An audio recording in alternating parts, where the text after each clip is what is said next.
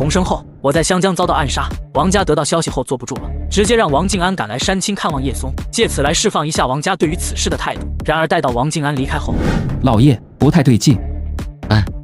王静安不太对劲。说，不知该怎么说，就是一种无法形容的直觉，觉得叶成英的反应不太对劲而已。觉得他心虚。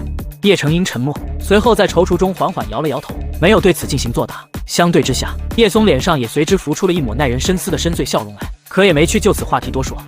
回头去通知一下咱们的傅一山傅大少，让他来山青一趟，先把同济会的事给落实先。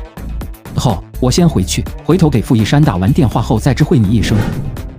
待到叶成英走后，叶松却是紧锁着眉头。方才连叶成英都能莫名的感觉到王静安的种种反应不太对劲，又何况是他叶松。然而不管是王静安也好，还是叶成英也罢，都不会想到刚才那一连串的对话都是叶松在对王静安进行着的某种无形试探，而试探结果显然不是叶松所希望见到的。最好别是我想的那样。你说什么？叶松那边已经查出暗杀他的组织，并且以报复的方式对对方发起了施压。对，所以对方现在准备选择屈服，把我供出去以换太平。为此，对方承诺可以在未来的10年间，向我王家无偿提供一切咱们所需要的帮助。王老三虽是表情苦涩，可并未流露出任何的慌乱来。他很清楚，一旦对方真把老五给供出去的话，那他们王家将会面临怎样的局面。这一刻，这位老人的心境已然乱成一团。哪怕他想过迟早有一天这事终究会东窗事发，想过叶松那边终究有一天会查出来，但却万万没想到这一天会来得如此之快，这让他之前的一切设想跟应对之策全都化作了泡沫。那你是怎么想的？我本来想着让对方再拖一拖的，但对方的态度却是他们耗不起后续的损失，把我供出去进行止损，已经成了他们无从选择的定局。所以我打算直接去找叶松进行摊牌，一人做事一人当，我会尽最大可能的不将王家卷进去。殊不知王沧海立马急了，不可，绝对不可！你直接找叶松摊牌过于冒进，这是唯一能够让王家置身事外的选择。我了解那小子的行事作风，从他发起报复，逼迫那个什么七色组织供出幕后之人的这一点来看，可见他对于遭遇的暗杀一事存在了一定的极端心理。如此背景下，你若孤身找他摊牌，恐怕难有回旋余地啊！话了微微一顿，神情挣扎的再是说道：“你不用出面，这件事交给我，我来处理。”不行，绝对不行！您老一旦介入，那就难以解释此事是我的个人行为，从而跟王家无关。不给老爷子接茬的余地，王老三再是道：“老爷子，我这趟回来不是跟您老请示的，更不是让您老来为我做决定，我只是想将这件事以及我的选择告知给您而已。我闯的祸绝对不能，也不该让王家来背负任何代价。况且这本身就是我的个人行为，跟王家毫无关系。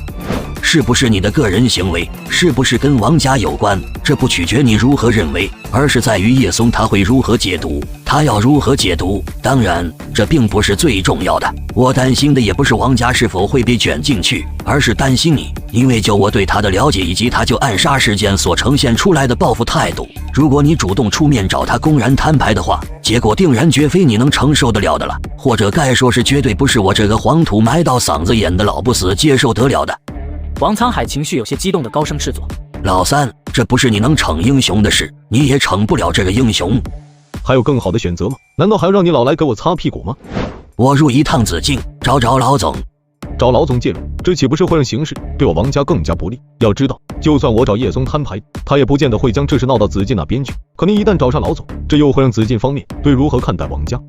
相比起形势对王家利不利，我更担心的是你，如你之前所分析的，叶松他大概率不会激进到对王家发起动摇根基的报复，毕竟这不是紫禁，也不是林家愿意见到的。但是，一旦他无法对王家展开报复，那么他将会把所有的报复火力瞄准你，届时等着你的又会是什么？毫无疑问，无论是作为父亲，还是作为王家之主，那些结果都是我难以接受的。所以，找老总才是最好的选择。而且我相信，老总多少都还会是卖我这张老脸一点面子的。只要能让老总介入，我相信这件事还是会有缓解余地的。这件事就这么定了。从今往后，我对你只有一个要求，那就是在做某些冒险的决定时，一定要跟我商量商量，一定。是日傍晚，残阳如血。一辆红旗L5自王家四合院而出，朝紫禁方向驶去。忘了多久没入过紫禁的王沧海，为了这个王老三，可谓是豁出了自己的老脸。山青机场，一架自中东而来的专机稳稳着陆，在多位华国男子的护卫下，一名套着白头巾的中东男子低调地走出机场，随后在专车的抵达接送中迅速离开。叶哥，看看是谁来了。叶哥，不是，你什么时候来山青的？一下飞机就直接过来了。叶哥，这算不算是惊喜？本来2天前就该来的了，但因为临时有点突发事件要处理，所以才拖到今天。你来山青干什么？华国官方跟山青官方知道吗？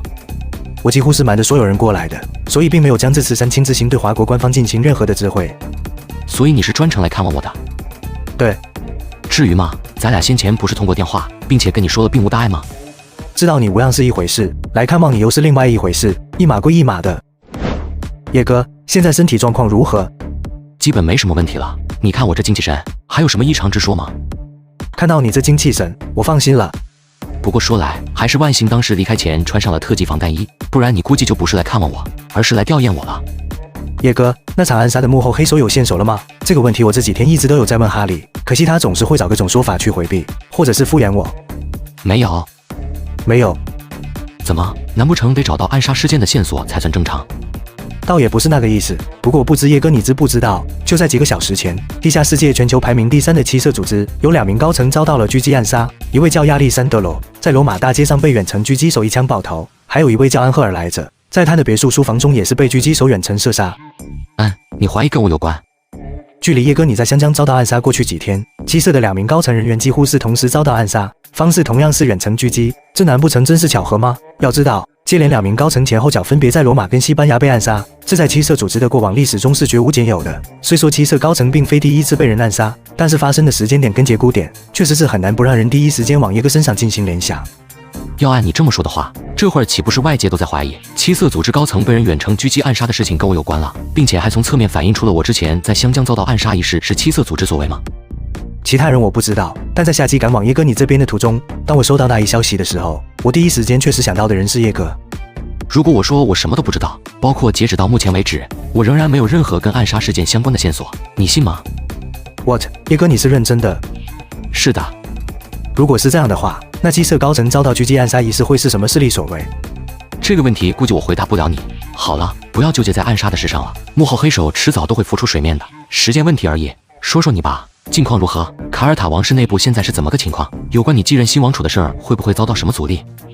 虽然我从未想过篡位王储，也没想过自己有朝一日能成为王储，但是当机会到来时，基于过去那20多年的蛰伏跟布局，还是没有什么能够阻挡得了我的。当然，除了被人暗杀干掉，可是这一劫已经被叶哥帮我化解了。既然连真主都如此眷顾宠幸我，那就说明我的前路肯定会是一片坦途的了。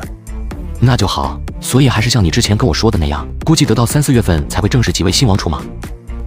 继任即位的时间已经确定在3月中旬了，不日卡尔塔王室将会对外进行公开的。越是临近继任，就越是要谨慎小心，以防一切意外情况的出现。所以你在这个时间点离开卡尔塔，跑到华国来，并不是一个好的选择。如果没有叶哥你，恐怕我已经是死人一个了。你对我可是有着无以回报的再造之恩。如今你遭人暗杀，不管有样无样都好，我若是不来看望一下，说不过去。光是我自己心里头那一关，我自己就过不去。至于说安全问题，我想没有任何地方比华国内陆还安全的了。华国内陆固然安全，但你在不知会华国官方的情况下前来，少了华国官方的安保安排，这就让原本该有的安全系数在某种程度上有所降低了。再就是万一你真有个什么闪失的话，又得叫我如何担待啊？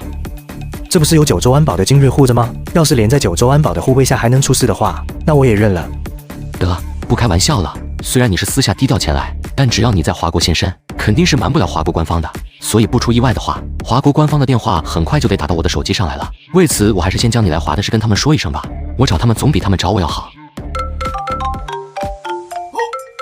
子敬老总给我打电话，